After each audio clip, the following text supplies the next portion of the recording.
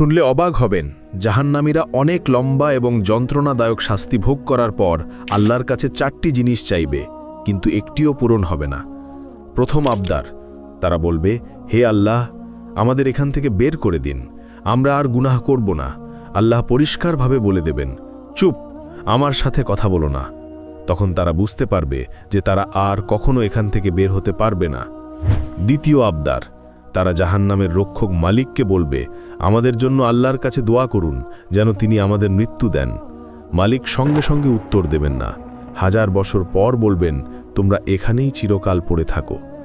তৃতীয় আবদার, তারা শাস্তিদাতা ফেরেশতাদের বলবে, অন্তত একদিনের জন্য আমাদের শাস্তি হালকা করে দিন। ফেরেশতারা বলবেন, তোমাদের কাছে কি স্পষ্ট পথ নির্দেশ নিয়ে রাসূলেরা আসেননি? তারা বলবে, হ্যাঁ।